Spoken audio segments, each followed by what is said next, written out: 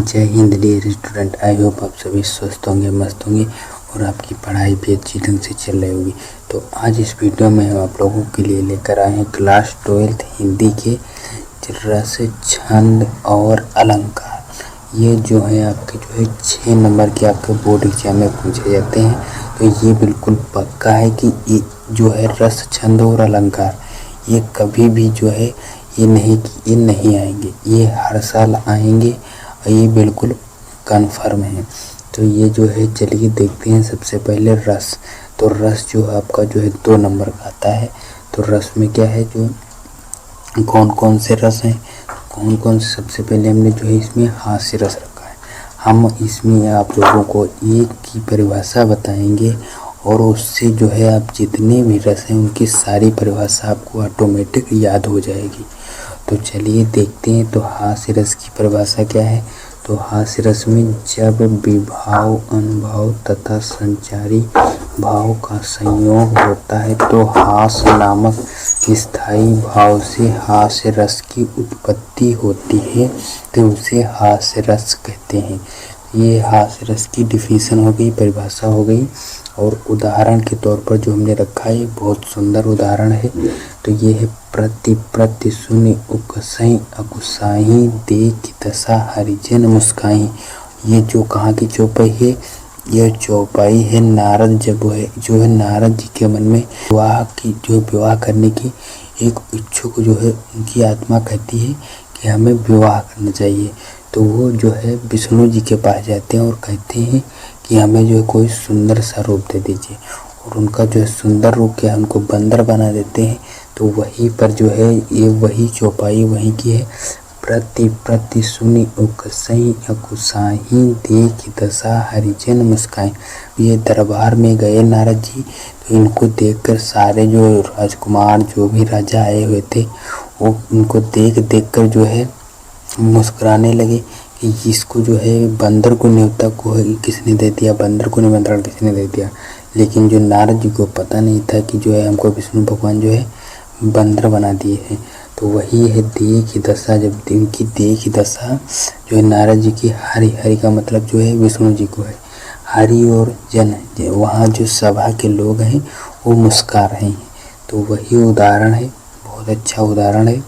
तो ये हो गए हास्य रस की जो है परिभाषा और उदाहरण। और इसमें हमने क्या बताया था कि ये जो है ये डिफिनेशन याद कर लीजिए। और सभी जो भी आपको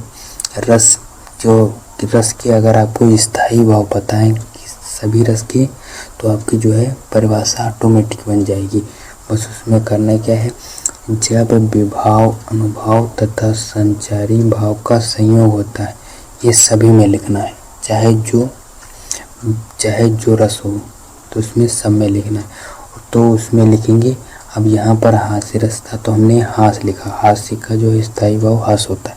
तो अब यहाँ पर और कोई रस ले लें, तो जैसे हम श्रृंगार रस ले लें, तो श्रृंगार रस का स्थायी भाव क्या होता है, रति।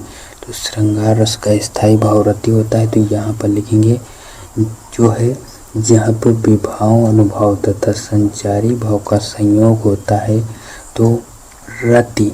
तो इसमें लिखेंगे तो रति नामक स्थायी भाव से श्रृंगार रस की उत्पत्ति होती है, तो वहाँ पर श्रृंगार रस होता है। तो ये श्रृंगार रस की परिभाषा हो गई।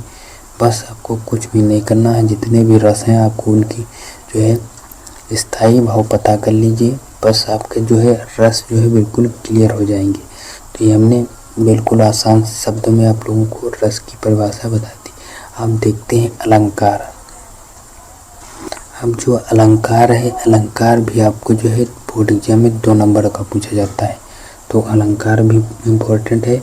तो जैसे उपमा अलंकार है, तो उपमा अलंकार में हमें क्या करना है, तो उपमा अलंकार की परिभाषा है जहाँ पर उपमेय की तुलना उपमान से समानता के आधार पर की जाती है वहाँ पर उपमा अलंकार होता है। तो ये उपमा अलंकार की परिभाषा हो गई। तो इसमें उदाहरण के तौर पर क्या है, फूलों सा चेहरा तेरा कलियों सी मुस्कान है। वो क्या कह रहे हैं, क्या है इसमें, उपमेय की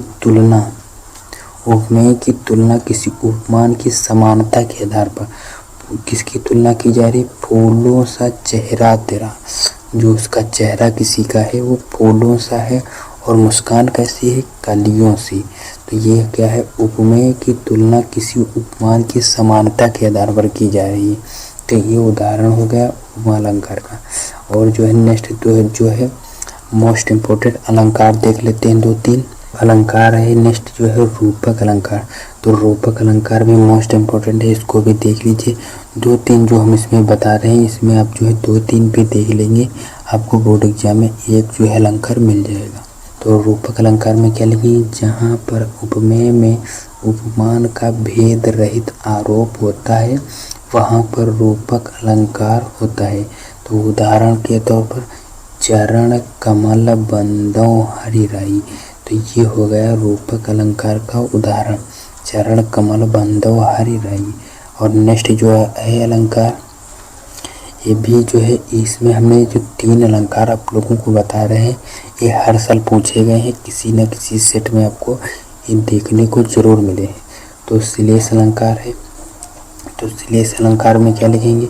जहाँ पर कोई शब्द एक ही बार आए लेकिन उसका अर्थ अलग अलग हो वहाँ पर जो श्लेष अलंकार होता है। तो उदाहरण के तौर पर है एक जो है रहीमन पानी राखिए बिन पानी सब सून और पानी गए न उबरे मोती मानो चून।